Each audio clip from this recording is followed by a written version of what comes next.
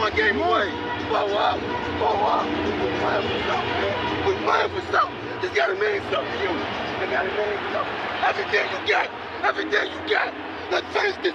Do it, fellas. Let's go. Let's do it, fellas. Finish 2 3. 1 2 3. Finish. Whoa, brother. Who was that on the logo? Cause Jordan never did that move. Yo, you gotta go check out that video. That shit is hilarious. It's probably old, but I'm like an old person. I don't find out shit until, real late.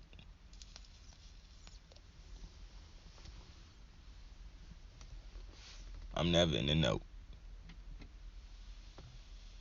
about shit that's not pertaining to sports, basically. But that shit was hilarious. Cause Jordan never did that move. That shit was hilarious. Motherfucker was coming off of a screen.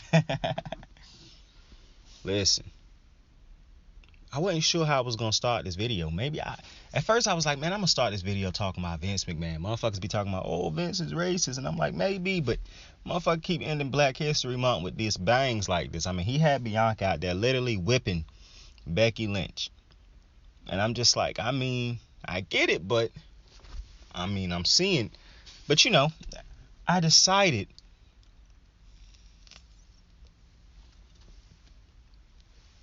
to start with something else.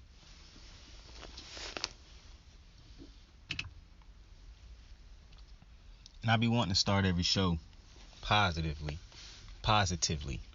So, matter of fact, let me say some positive shit real fast. Hold up. Let me say some positive. Ja just dropped a 50-piece. Yo, that motherfucker Ja Morant is kind of insane, right? Motherfucker keep saying that the rims ain't high enough. Like that. Yeah, this motherfucker Ja Morant. Dude remind me of Derrick Rose, Russell Westbrook with his athleticism. And I don't even know if they could bounce like this motherfucker. But I don't want to shortchange neither one of them other two dudes. Because them motherfuckers had bunnies too. But this motherfucker Ja. Sheesh. What a fucking hooper. Memphis, for some reason, I feel like Memphis, the Memphis good at drafting. I give them that. Because it's kind of crazy because it's like they was always going to be able to. All they had to do was not fuck it up by not taking Ja. They knew that. They knew they wasn't getting Zion. All they had to do was not fuck it up by not taking Ja. So shout out to Memphis on that. But listen, how I really wanted to start this show. Gotta have a conversation, man, because I'm getting about fucking tired of this. Listen, I'm cool with ESPN analysts and Fox analysts and all these different sport analysts liking players and being biased towards players that they like and shit. Like, I think Skip kind of take it overboard. As long as it don't really kill the professionalism and when you try, if I can never take nothing you say as an unbiased opinion, if I always feel like your opinion is a biased opinion, then I feel like it's kind of hard having you on shows to be taken serious or having what you say be taken credible. Because if somebody always questioning your biasness on a topic or everything you report on a certain topic, I don't understand the point of, you know what I'm saying? So I don't understand Dan Orlovsky. I really don't. For one, he done had a better post career than playing career, so shout out to him for that. But I mean, bruh, ESPN at this point, for one, I already know I'm not the only one because I be seeing people go in on Dan all the time on the internet. Mina Kimes is the one that is unacceptable. Trying to go hard on Mina Kimes is unacceptable because usually Mina Kimes know what the fuck she be talking about. But listen, fuck all that. Back to this motherfucker Dan. This dude, I'm watching the Get Up this morning, and I'm looking at him talk about Carson Wentz, and then I'm watching people talk about, say, factual things about Carson Wentz, and then I'm watching them talk about Jimmy Garoppolo. Rob Ninkovich saying Jimmy Garoppolo would be a better fit in Indy because the reports is that Indy is probably going to release or trade Carson Wentz, and Dan went on a little tirade, trashing Jimmy basically. And I know he wasn't intentionally doing that, but for some reason he had this affinity for Carson Wentz, and nothing Carson Wentz puts on tape Dan cares about if it doesn't fit his narrative. So we all know how Dan went so hard for Carson Wentz last year. And to an extent, you can kind of give. This is probably why it didn't irritate me at first. Because we all saw the MVP season Carson Wentz had, where he didn't win MVP because he got hurt. But if he had to play the rest of that season now, he probably wins MVP. That season is stuck in Dan's mind, in every Carson Wentz mind, that they are just ignoring what has been put on tape the last couple years. And I get it. I was a victim of it all the way up until probably 2 years ago. Bro, you cannot keep making excuses for Carson. And I hate it when people say, oh, he has no weapons. Bro, Lamar Jackson has no real legit number one weapons. And he still gets his team to the playoffs. Like, every team ain't going to have Joe Burrow's set of weapons. Every team ain't going to have the weapons that Tom Brady had with the Bucks, bro. It's multiple core. Every team not going to have the weapons that Justin Herbert got over there with the Chargers. Some teams only going to have one guy. You know what I'm saying? So I hate it when people try to say, oh, well, he just never had the weapons or something like that. Bro, we got too many examples of quarterbacks being able to win games and get their team over humps and help guys play above how they usually play. Even if it ain't on a consistent basis. We done seen quarterbacks be able to get a lot out of different guys. Or we done seen quarterbacks raise their level of play when they did not have everything around them. So, Aaron Rodgers beat the Cardinals this year to get the Cardinals their first loss, and he didn't have any of his starters on the offense, I believe. So, when I'm looking at fucking Carson Wentz, for one, he had weapons in Philly, so that's just not true. Carson Wentz's problem is the turnovers and the injuries. And then this year, when you watch him with the Colts, you was hearing how Dan, the main person, was trying to take a victory lap about how the Colts was playing good as a team and how they clearly had an MVP candidate at the running back position. But Dan decided to give all that credit to Carson Wentz, like people do with Baker Mayfield. So I'm not really shocked about it. I do notice that white quarterbacks are usually the ones that seem, because I don't see Dan defending Lamar Jackson like this. I don't see Dan defending. I don't see a lot of the analysts on the network defending Lamar Jackson like this. I don't see other dudes on the network defending other black quarterbacks and other black players the way they defended some of these bad white players. Like Sam Darnold, I keep hearing people try to give Sam Darnold excuses. Can't understand it for the life of me. I hear people giving, like I'm talking about right now, Carson Wentz, multiple excuses. Oh, he didn't turn the ball over for a long period of time during the season. But he also didn't make the key plays to help them win games. And when your game plan is to keep Carson Wentz from turning the ball over, to limit him from turning the ball over, bro, that should tell you all you need to know. I don't understand how ESPN allows Dan Orlovsky to get on fucking TV every week, it feels like at this point, and just sit on there and cap for bad quarterbacks. And they're usually bad white quarterbacks, because he get on there, and I done seen him cap for Baker. He capped for Carson. Who was the other dude that he get on there defend? He defended Matthew Stafford. And obviously, I'm happy Matthew Stafford won a Super Bowl because of the Aaron Donald and other guys. But, bro, Matthew Stafford is still not a Hall of Famer. And I love Matthew Stafford. I think Matthew Stafford a good dude. Matthew Stafford before this year was not a Hall of Famer. Nowhere near. But for some reason, because he played with Matthew Stafford, he don't give Matthew Stafford no blame for none of this shit that went on in Detroit. I cannot imagine right now if Lamar Jackson and the Ravens weren't a good team. Because they already shit on them after the year they just had when everybody was hurt and shit like that. So imagine if these motherfuckers actually were bad. Could you imagine how they would shit on Lamar? They wouldn't blame the receivers, no help. They wouldn't blame none of that. They would blame Lamar. That's why late in the season when they started losing, they didn't blame the injuries and whatnot and what Lamar didn't have. They blame Lamar. And I think it's weird how ESPN allowed him to get on TV and ride so hard. And I understand ESPN can't dictate what somebody say. You can't have an opinion for somebody. But the fact that he gets so much TV time to try to cap for these bad white quarterbacks is fucking insane to me, bro. Insane. Like, Bro, this man got on national TV and I believe he said Carson Wentz is the top 15 quarterback right now.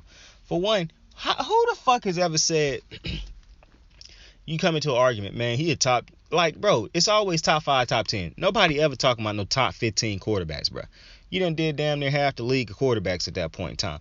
Mind you, Carson Wentz is also not a top 15 quarterback. And if he's top 15, then that means there's a lot of bad quarterbacks that I'm getting to before I get to Carson Wentz. Meaning that in actuality, like I said, it should only be a top 10. Because Carson Wentz is not. I don't know how you can watch it. And this is probably my biggest issue. How can you watch Carson Wentz over the last 2 years and think to yourself, Carson Wentz is a top 15 quarterback. Carson Wentz is not the problem. Carson Wentz is underrated. People hating on him. And like, how can, and then he was spitting so many numbers out to try to fuck you up, to try to back him up and shit. And I remember listening to it this morning, thinking to myself, just taking a little pause for a second after being irritated and saying, and calming my mind and saying to myself out loud, this is exactly why people hate fucking stats. This is exactly why. Because this dude is pulling out all the stats in the world to try to prove to you something that we clearly know is not true. Anybody who watching football knows Carson Wentz is not a good franchise. He's not a franchise quarterback. Plain and simple. Like, we know what Jimmy G is. But what's bothering me is Jimmy G is still winning. You can say all you want to, oh, he throw interceptions, all this and that. The motherfucker got all them dubs attached to him. And you can't tell me it's a defense and this and that, because when they don't have them, they lose. That's not the case with Carson Wentz. The Colts made the playoffs last year without him. They missed the playoffs with him. The Eagles missed the playoffs with him last year. They made the playoffs without him this year. Like, I don't understand, like, this is what I'm saying. I don't see people defending Lamar Jackson, who is clearly far and away a better quarterback, better leader, better everything. But, hey, with friends like Dan Orlovsky, who needs enemies, man? I don't even know if that's the quote, but that just really stood out to me today, man. I was just looking at it like, bro, how do ESPN not mute this motherfucker's mic when this motherfucker start going on these just dumbass rants about white quarterbacks, bro? And I know his motherfuckers gonna think, oh man, this dude racist, man. It's just like motherfuckers. Jaylen Brown tweeted, black women are everything. I think that's what the tweet was. And it was white dudes in the comments. It was like, why can't all women be everything? Like, what the fuck? Like, bro, you know how racist you gotta be to see another man or see anybody uplift a black woman and you immediately take that as a shot at white women. You know how racist you gotta be?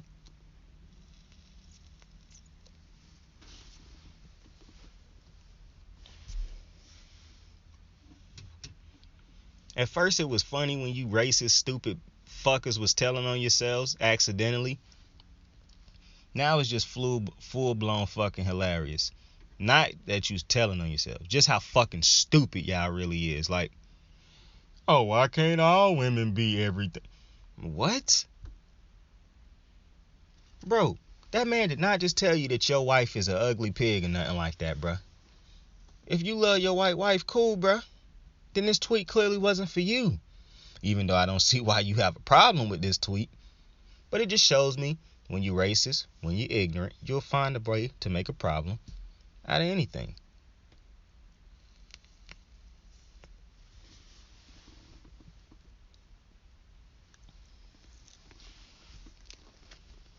That shit was weird. Something else that's real weird to me, bruh. I'm seeing these motherfuckers on Twitter, and I see this all the time. I usually try to mute these type of tweets or delete or like block them. When I see these new age parents try to tell every parent in the world how to raise their kids, you see that like somebody will put a video on where they clearly instructed their child to overflow the cup with juice or to make a mess on purpose, and then they be like, see how we didn't yell at him, hit him, or anything like this? And I'm just like, bro, how corny can y'all motherfuckers get? Now, seeing shit like this really do make my blood boil, because I'm like, for one, I'm not a fan of raising other people's children. I understand we all here to help people and whatnot, but when you decide to insert yourself into somebody's household, especially when there's no clear and obvious signs that there's something wrong in that household, just because you don't like how they parent their child, bro, that's you. You raise your child, and I really hate it when it's motherfuckers who don't have children. Or when you see those motherfuckers who don't raise their children, they are their best. They're friends with their children, and they allow their children to do anything, cuss right in front of them, do it. Like the respect done went out the window. Oh, you think they respect you, but wait till they get older and you start to piss them off. The way you letting them talk now. And listen, like I said, I don't care how you raise your kid, but what's bothering me is how people on Twitter trying to force other people. How you trying to raise other people's kids for them? How you trying to tell them how to raise it? I legit saw people one time on Twitter get mad at parents when they was like, how you gonna try to force your child to eat something they don't want? Bro, no fucking child wants vegetables growing up. So their parents should never make them try to eat vegetables just because the child don't like it. My nephew hate anything that's not McDonald's. So we should allow him to not eat anything unless it's McDonald's. How fucking stupid do y'all sound, bruh? Like, how stupid is that? And then they'll flip it to well, you forcing a child to eat something they don't want and you getting mad when they told you they didn't want it. They are fucking children. They don't know that they need these type of things to grow up healthy and strong. They don't know that they need to brush their teeth and take baths and stuff all the time. So I guess we get mad at parents for forcing their children to take baths and brush their teeth too now, huh? Like, y'all new age fucking parent police, bro. Y'all are so fucking irritating, yo. And I don't know how y'all don't see that y'all irritating. Like, and maybe y'all do know that y'all irritating. Y'all just don't give a fuck. But it's so irritating listening and watching to these motherfuckers try to raise other people's children, bruh. And try to raise other people, like parent other people's parenting. Like, yo, I understand if you looking at children come to school every day with fucking black eyes and whips all over them and shit like that. Step in. Which is crazy because them seem to be the kids that you don't step in for because you're afraid to try to step in on a situation like that. But when you got a parent who's simply trying to force their children to eat healthy so that they can grow up healthy, oh, now it's a problem. Now that's a bad parent who we got to say something to. Like, yo, shut the fuck up and go die on that hill, bro. Please. Like, that is just, oh my God, bro. Like, but yo. Now that I'm done with that little rant, bro. I was watching Stephen A. because the Jorge Masvidal Kobe Covington fight about to come up this Saturday. Very excited for that. Hope that that's a fire-ass pay-per-view. I saw Stephen A. try to conduct an interview with both of them, and it just wasn't happening because of all the cursing and shit like that. And basically neither one of them shutting the fuck up and letting the other. Well, actually, I give it to Kobe. Covington was letting bruh talk. He just, as soon as Jorge didn't, when he decided he wasn't giving bruh the time of day to get all his shit out, that's when Kobe was like, okay, fuck it. Even though it really didn't seem like he had the type of energy. Kobe Covington is definitely a character for the cameras. It just don't feel like at that point in time, the little clip that I saw that he really was, maybe it was too early or something. Maybe he had just got done training. I don't know. I'm interested in the fight though. That's probably, I think that'll be a dope ass fight. This interesting thing to me is Kobe ranked number 1. I don't know how he ranked number 1 when he's not the champion. Like, that's weird to me. Like, the number 1 ranked dude should be the actual number 1 champion. So I don't, like, Usman is the champion, so you shouldn't just have. That's why it's stupid. Like, why in the fuck is C? C is not a number. I understand C means champion, but the champion is the number 1 ranked dude in the division. The number 2 ranked dude in the division is Kobe Covington. Like, the UFC got these bozo ass ratings, bro. And I was thinking about something with the UFC earlier today when it come to pay and shit like that, but I'll talk about that in a minute if I remember it.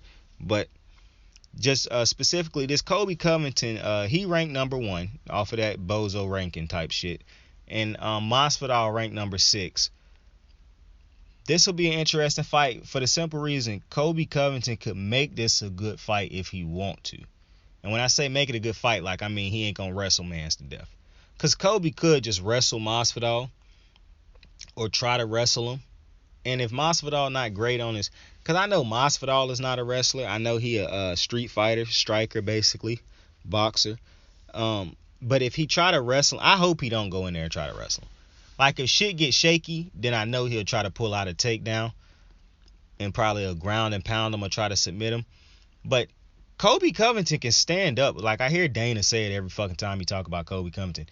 If Kamaru Usman didn't exist, Colby Covington would be the champion. Yeah, whatever. But Kamaru do exist. So we don't need to talk about in those alternate realities. I could care less about that. What I do care about is that Colby Covington is clearly the more well-rounded fighter. However, Colby Covington can also stand up. Now, the thing is, I do think he could stand up with Masvidal, but that's a little tricky because I saw him stand up with. I really think Colby might end up having to pull out his wrestling in this fight for the simple reason Colby Covington could stand up with Usman, but Usman ain't fucking Masvidal when it comes to the hands. Like Masvidal is a phenom. Nah, I'm not going that far. But Masvidal is a beast when it comes to this hand, and I understand he got knocked out by Usman, but I think that's because he is just. I don't want to sound disrespectful, but Masvidal is just not the fighter that Usman and Covington is. And I think and Covington obviously know that, but because Covington Covington pretty strong dude, he can hit hard and whatnot.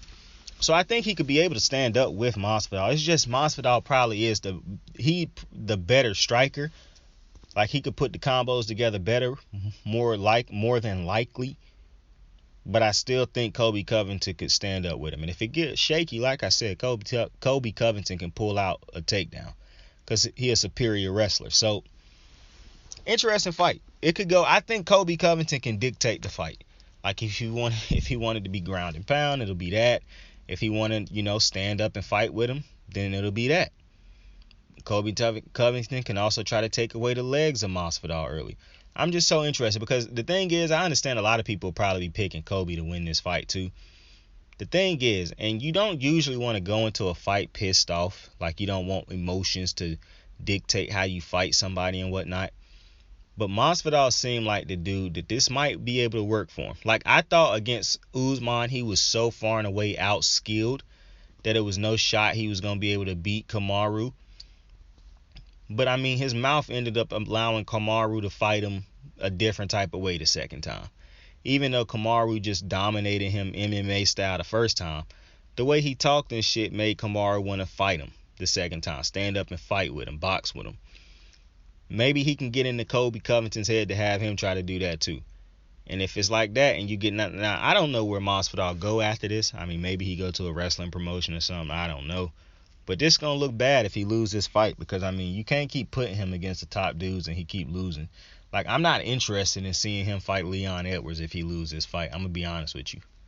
Like, I have no interest at all to see him fight Leon Edwards. Now, if he want to continue to be in the MMA, obviously he'll have to.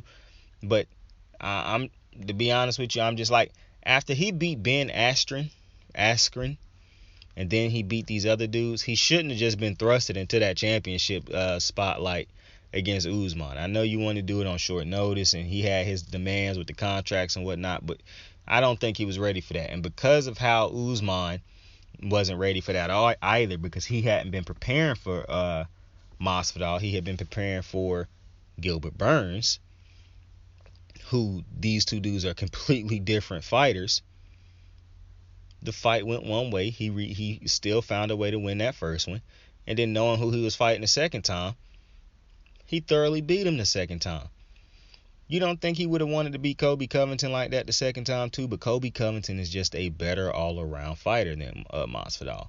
But like I said, with that being said, like I was finna say earlier in the comment, maybe his hate, maybe Masvidal's disdain and his hate for Colby Covington, maybe that push him to new heights. Like maybe that get him to a spot into this fight where he do, a lot of unthinkable shit. Maybe the punch is a little bit crisper. I don't know. Because I really do see Colby Covington winning this fight, and I'm trying to see a way for Masvidal to win. And I know it'll be knockout, and I know it'll have to be off of him forcing Colby to fight him standing up. Because I really do think Colby Covington could just wrestle him to beat him. But obviously the fans don't want to see that. And I understand Colby Covington, the type of dude that he could talk this big game. And if he losing the stand-up game, he could go out there and wrestle him. And then when the fight over, he'll just, oh, you guys bitching about me wrestling, I don't give a fuck. And, so start saying wild shit. So it'd be a win-win for him anyways. He could care less.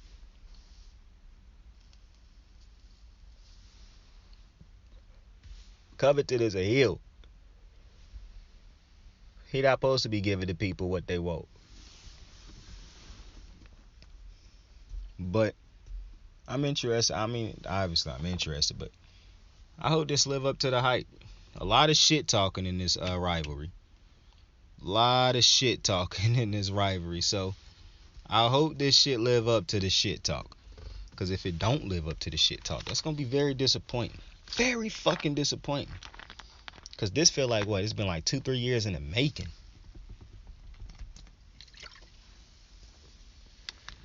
Probably calling the man Street Judas. I don't understand a lot of Colby Covington's trash talking shit. It just feel like he tried to say the most racist or random offensive shit he can think of. I don't know, man, but I think it'll be a good fight. I hope that it's a good fight. Let's talk about Kyler Murray and his agent, though. Matter of fact, talking about Kyler and his agent actually going to lead into the conversation I wanted to have about Lamar Jackson and his contract.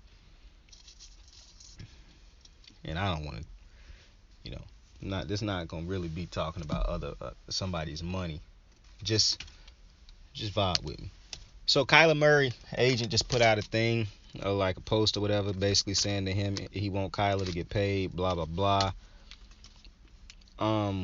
Now listen, I don't really think Kyler Murray done earned an extension or deserved to be the highest paid quarterback in the NFL. I actually think Kyler Murray is overrated and overhyped. I understand he's been getting wins for the team, but I also think the team been putting a lot of pieces around him also. Like, the man ain't been going out there with an empty cupboard to work with. Put it like that. Oftentimes, it's just up to him to uphold his end of the bargain. If he can't come through, it's because either he hurt or he just don't come through. And then you look at some of them plays in that playoff game, like, come on, the man getting hit in the end zone and he just blindly throw the ball away. And it turned into a pick six. Like, you can't have shit like that. But with that being said, Kyler Murray is definitely a talent, and you don't want to let him go for the simple reason other teams out there will, get him. They will want to trade for him. But if you're the Arizona Cardinals, obviously it come down to a situation on how bad do you need Kyler Murray. Obviously you need a quarterback, so it's going to be a high need. But what do you think?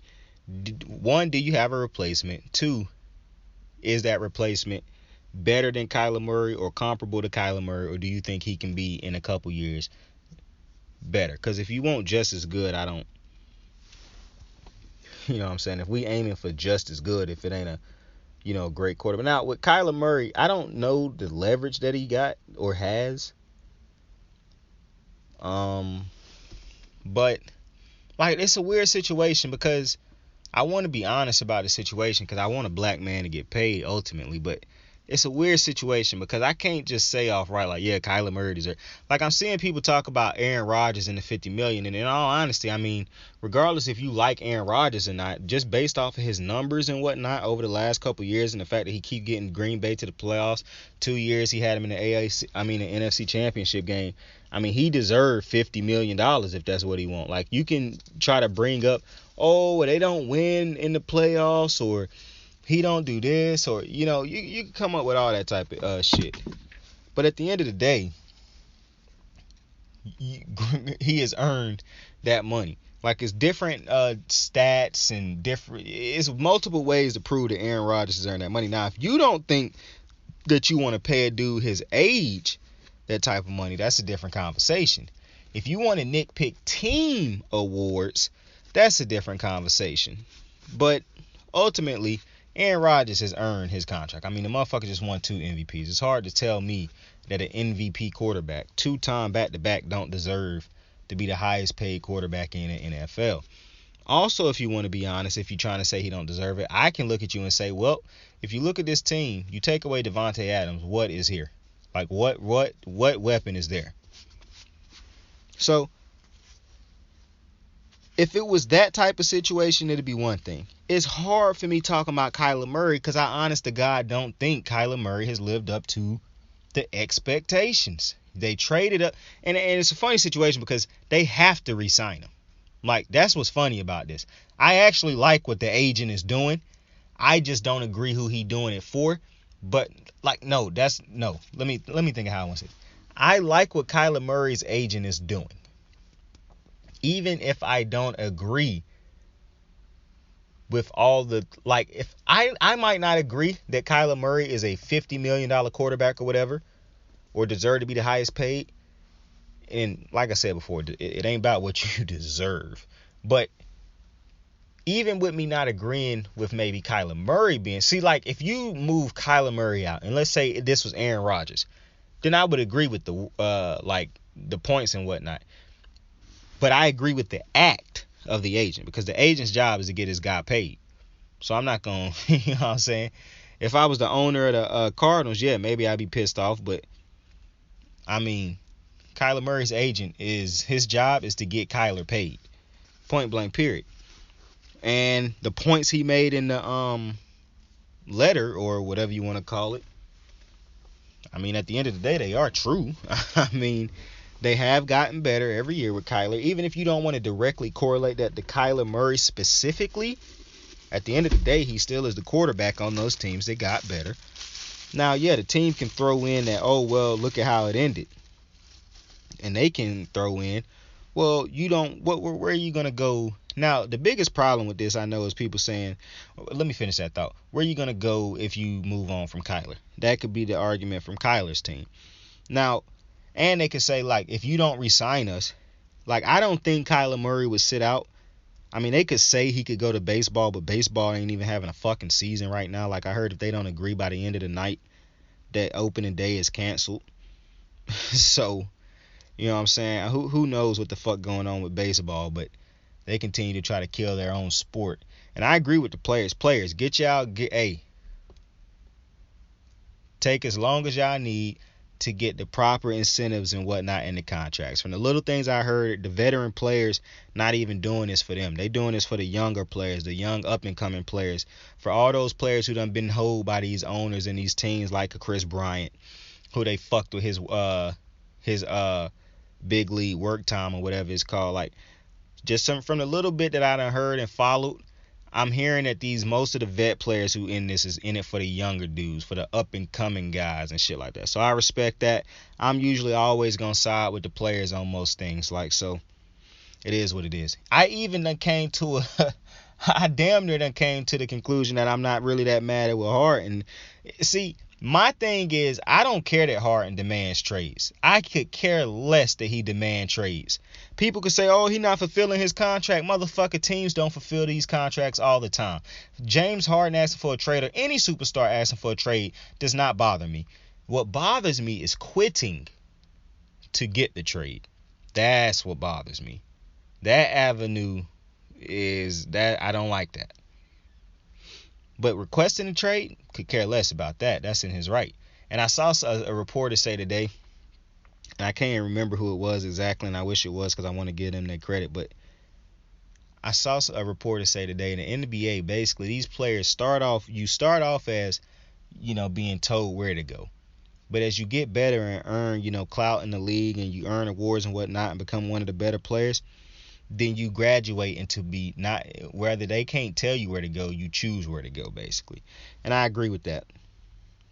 Like, when you become one of those dudes in the NBA, eventually you start to make the decisions. That's why I said Ben Simmons won't be sitting in, when Daryl Morey had said that we can do this for like a year or 2 years throughout his contract because he got 3 years on the deal. I remember getting on here early in the season saying, like, nah, that's not going to happen. Like, the NBA is not a league that's going to allow you to have one of the better players in the league, one of the up-and-coming promising superstars in the league or stars in the league. They're not going to have you having him sit out for the majority of the season just because things ain't cool. Nah. They're going to send you that memo. They're going to send you that email, send you that text message, that call, and tell you, fucking trade him. I don't give a fuck what you do. That motherfucker will be traded by the beginning of next season. I'm telling you. It was no way. That's why when Daryl Morey had said that, I was like, yeah, that's definitely all talk. That's all talk. You're not going to have Ben Simmons sitting on ice all season just because he don't want to be there. You're going to trade him. There's no two ways around it. Like I said before, when it comes to the Deshaun Watson situation, once a player that made it very clear to you that he don't want to be there no more, your job is to make your team better. Having a player there that don't want to be there is not making your team better. So from that point on, you should be doing everything in your power to get the best possible trade you can for a player. You hurt yourself when you refuse to do business because you want to make it an ego thing. You got to throw ego out the window. Now, I get it if it was like a Tom Brady or something. But to me, like specifically when talking about Deshaun Watson, as good as I think Deshaun Watson is, that is a tradable asset. He is not a player that if he pissed off, it's just no way I'm trading him. For one, it's hard for me to think any player is worthy of being if they don't want to be here.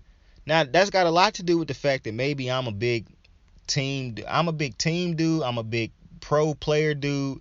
And I'm just like, I'm not holding no motherfucker hostage in this organization. Like, that's what we not gonna do. Because you going to be pissed off all the time. You not going to give your best effort. I'm going to always be having to look over my shoulder, hoping, wondering to myself, is he doing the best he can? Is he or she doing the best they can? Like, you know what I'm saying? So, it would be best if I get you out of here and get somebody in here who wants to be here, who wants to help us work towards this goal. Because clearly you ain't in no more. You know what I'm saying? So, now I understand with the contracts and things like that. But usually, the things that stop these things from happening is egos. That's it. It was a lot of trades out there in the season. Now, ultimately, they still got to the trade they wanted because I'm hearing that Daryl Morey I'm hearing like I got sources. I saw the reports that basically since last year that basically Daryl Morey been trying to get James Harden there since he was let go in Houston. Like him and James Harden basically attached to the hip, which is, I don't think I ever seen a GM and a player attached to the hip. Like where he go, I go. Like that's crazy, but either way,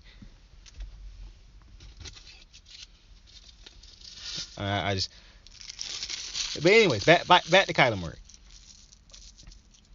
I think Kyler Murray it's hard for me to when I was looking at Kyler Murray's situation, like I said, it was hard for me to because I don't agree that he deserved the money that he asking for and whatnot. However, it's not about what you deserve; it's about what you can get.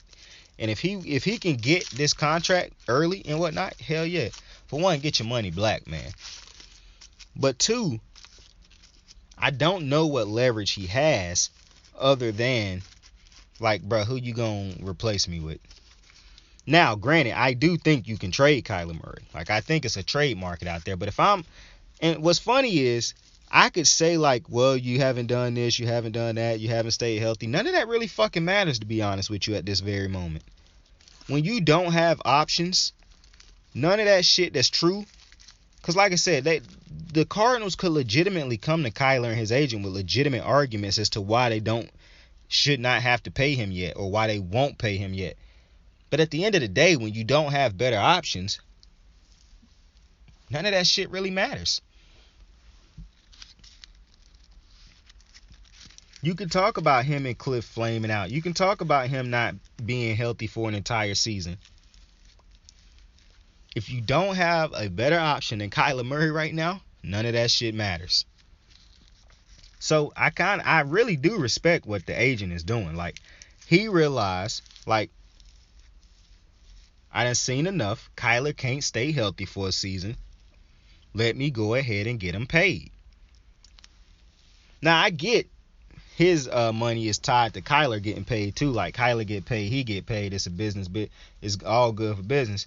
But also, if he a smart agent, he would realize Kyler has not played a full season. At any moment, Kyler Murray, whether it be his size, whether it be his training habits, I don't know.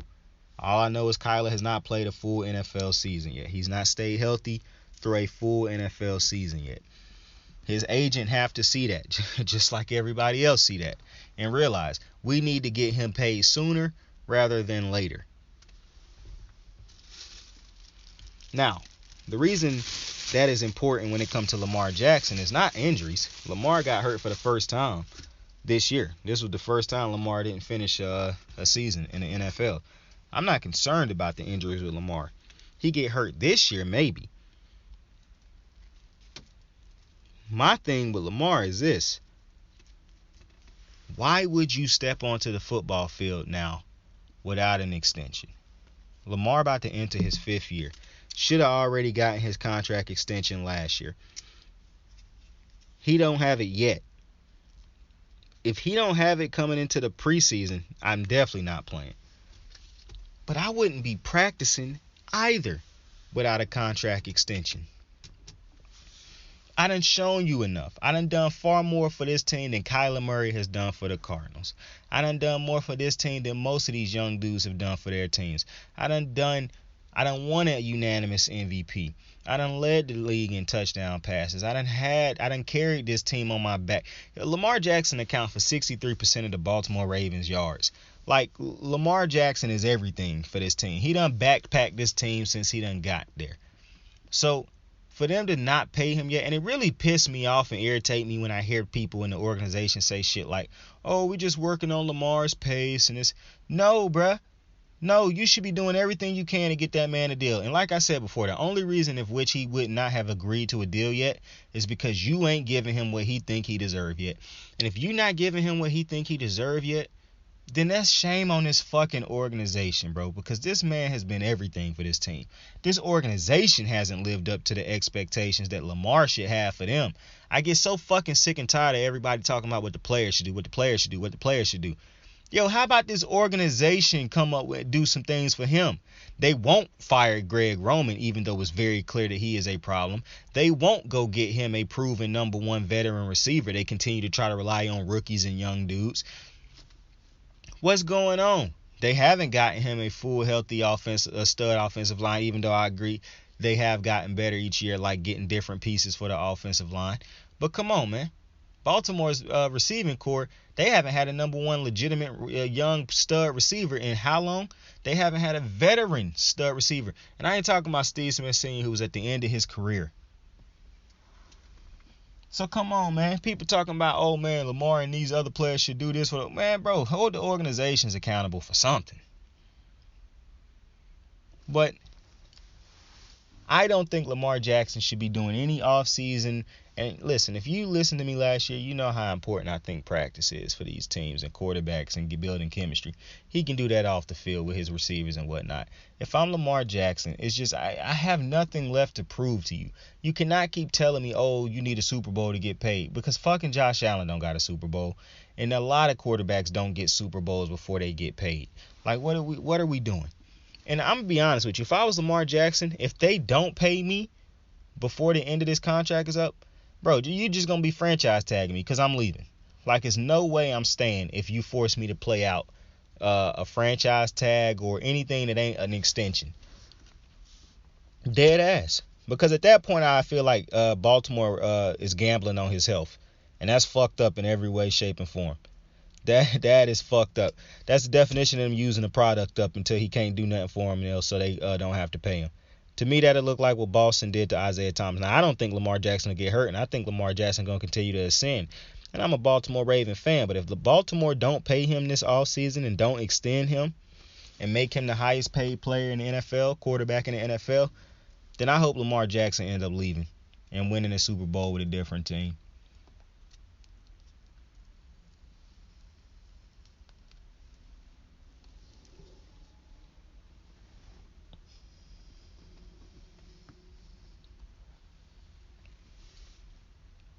Can you imagine Lamar Jackson with Sean McVay? Could you imagine Lamar Jackson with Kyle Shanahan? Could you imagine Lamar Jackson with any fucking team that actually would go above and beyond to put the necessary pieces around him so they could maximize his greatness, unlike the fucking Baltimore Ravens.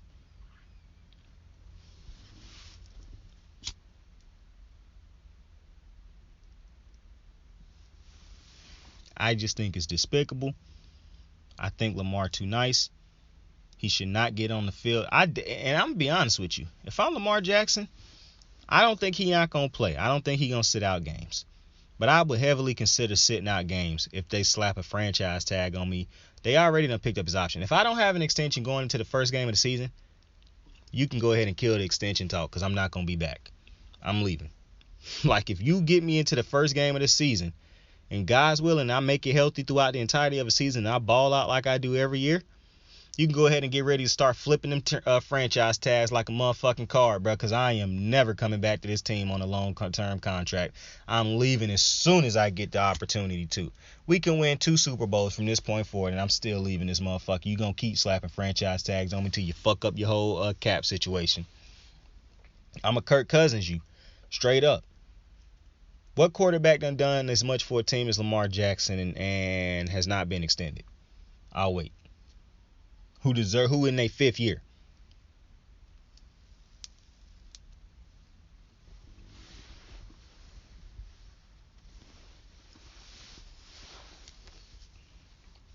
You think Cincinnati gonna make Joe Burrow wait 5 years to extend him?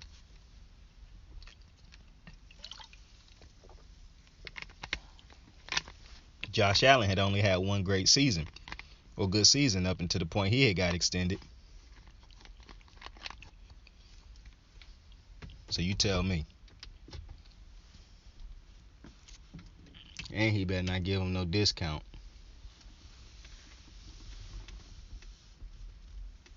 But anyway, let me finish off that Kyler situation real fast. So, like I said, I agree with the agent doing. You need to go ahead and get Kyler paid because, for one, I really think they had an ultimate leverage in being what is... Like, if the Cardinals not going to trade you, and who could they swap you for? What, Russell Wilson? Like, I don't even know who they could swap him for. So, and would they want to trade him? I'm like, trade him in the division wouldn't matter when you getting Russell Wilson for him. And I'm one of them people who, like, bro, I could care less where I send you. Like, I don't give a fuck where I send you. If I send you to a team in the division, that means the team in the division gave me the best possible trade that I could get for you. Like, I could care less about how better I make another team by giving you to another team. I care about how better my team gets off of the return. So if I'm like say I'm the Cardinals, and I call up Seattle and I'm like, yo, we'll trade you Russell Wilson. We'll trade you Kyler Murray straight up for Russell Wilson. And they say, yeah, I like that. I'll do that. Yeah, I'm down with that. And they say that. And you like, okay, cool, we good with that too. Then I'm making that trade. Because I could care less that I'm sending Kyler Murray to the Seahawks. All I care about is the fact that I'm getting Russell fucking Wilson in return. I don't care that I gotta play Kyler 2 times a year. I don't give a fuck about that. I traded him because he don't help my team anymore. I traded him because I think it's beneficial for my team if I can trade him. Now, if you one of them teams that, want to play that type of game, now, I'm not saying trade it to a team in your division if that's not the best offer. Obviously, I'm not saying that. But if the best offer is the team in your division, then yeah, I'm trading it to the team in my division. I care less. Like, I don't give a fuck how much better your team got. I care about how much better my fucking team just got. I'm not managing your team. I'm managing my team. Like the Lions, looking at like, oh, Stafford won a Super Bowl. Don't give a fuck. I'm supposed to be using the stuff that I got for them to make my team better. So that lose the trade, win the trade, that shit don't really matter unless it's like just an absolutely lopsided trade like Kwame Brown for Pau Gasol. That's just fucking stupid. Like, that it makes no sense. Even though I think Mark Gasol was included in that trade, which is, if that's the case, then that just completely changes everything. Because Mark Gasol was a great player for a long time for Memphis. Never won a championship, but, championships don't define. Even though I do think I saw somebody on Twitter today, because Russell Westbrook, Russell Westbrook had tweeted something about he got family and whatnot, so he not taking the Laker hate home or something like that. And I'm really disappointed in Laker fans for booing these motherfuckers. That's really getting irritating at y'all. Yeah, motherfuckers really need to grow up, man. That's beneath us, man. Y'all should not be booing these motherfuckers. Like, get with it, bro. Motherfuckers acting like Knicks fans and fucking Philly fans and shit, man. It's disgusting. Like Mets fans. But I saw somebody tweet, every time one of these ringless motherfuckers get criticized, they bring up their family and shit. And I didn't want to like it, bro, but that shit was hilarious, and I actually do agree. Like, every time a dude with no rings get criticized for not having rings and not playing winning basketball, they bring up, oh, I'm winning in life and, you know, I'm rich and shit like that. And I'm just like, oh my God, bro.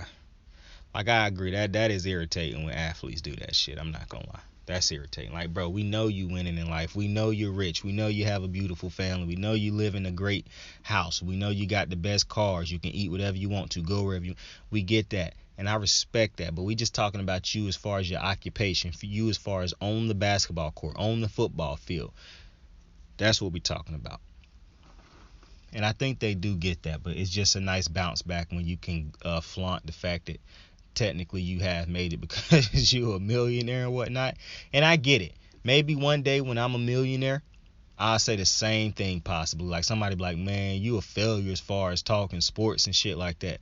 And I'm going to be like, I mean, I got a beautiful wife, kids, a big house. I can buy anything I want, blah, blah, blah. You know, maybe I'll pull that card one day too. Like KD said, y'all about to make me start talking about my money. Maybe I'll become that type of individual also. I don't think I will, but, you know. Who knows? Who fucking knows?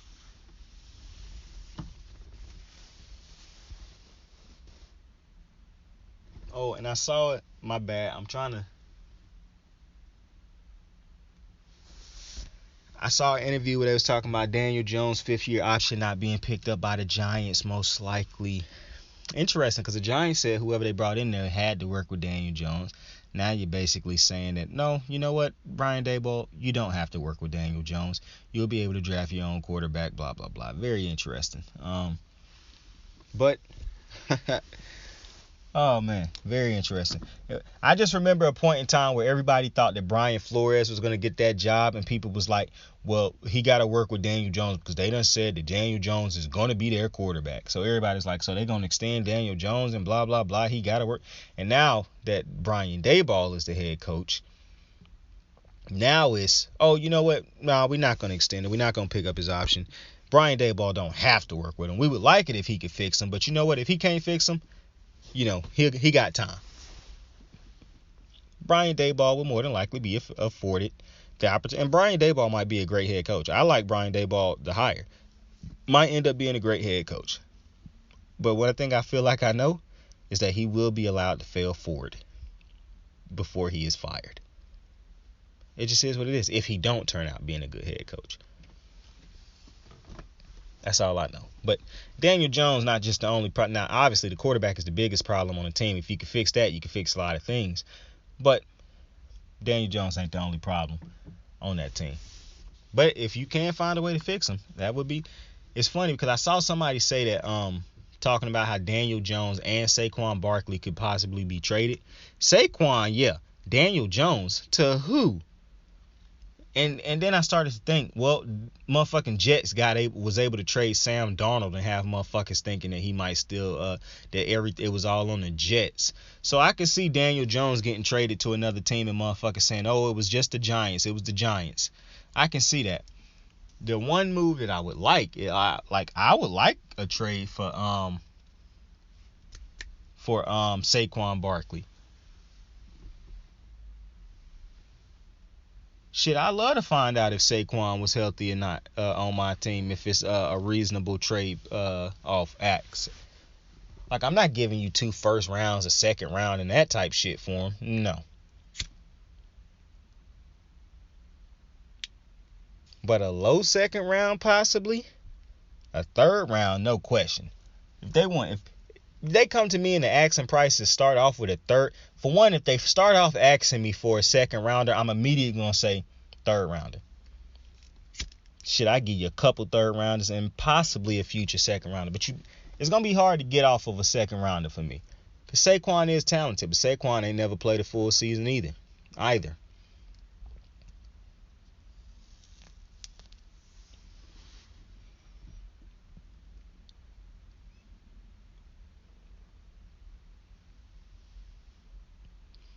And I know how great Saquon, everybody, how clearly he a great player. We done seen him be great.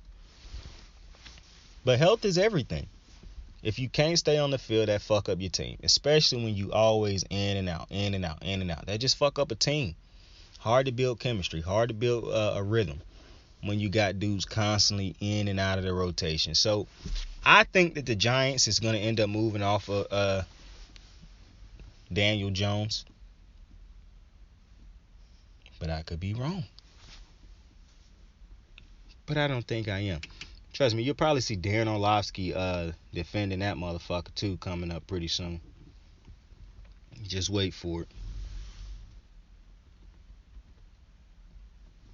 And yo, before I get out of here, before we call it a night,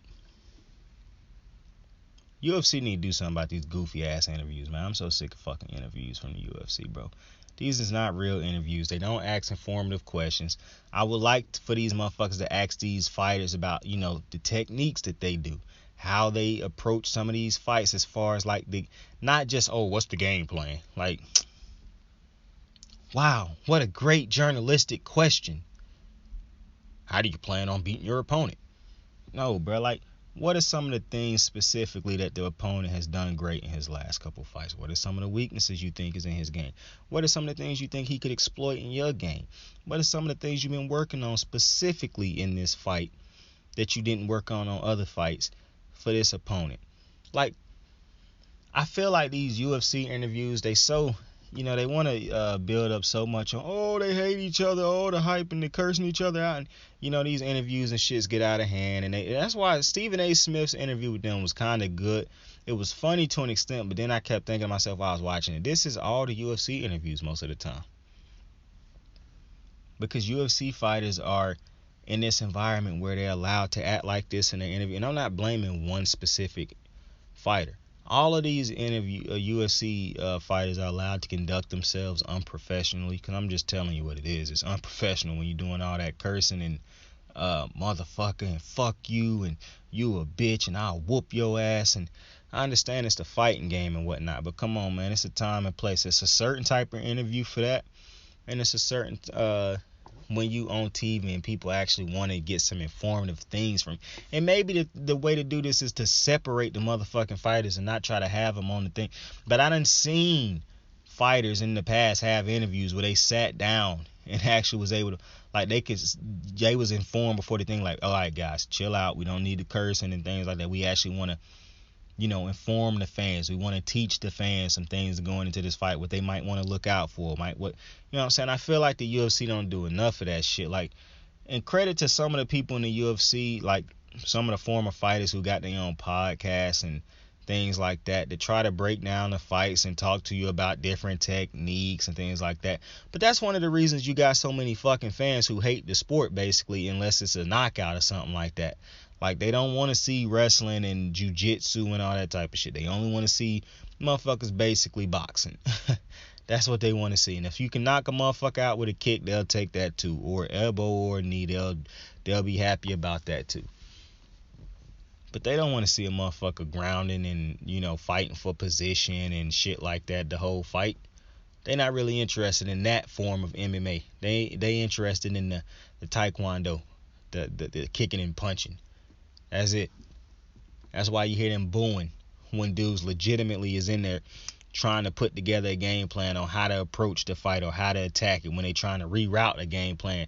Like, I see fighters do it all the time when something not working. They try to reroute try to readjust and shit like that, and fans will try to boo when it's taking the fighter too long and try to figure some shit out. They just want the fighter to go back in there like a dumbass and try to, man been getting his head beat in like a bongo. They want him to just keep running back in, getting it beat in like a bongo. Like, no. Don't stand back and try to readjust, try to recoup, try to think of a new game plan. Just go back in there and, keep going head to head, hands with him, even though you're losing it. And maybe you'll throw a punch. But, hey, if you get knocked out, we still love you for going out like a champ. Like, what?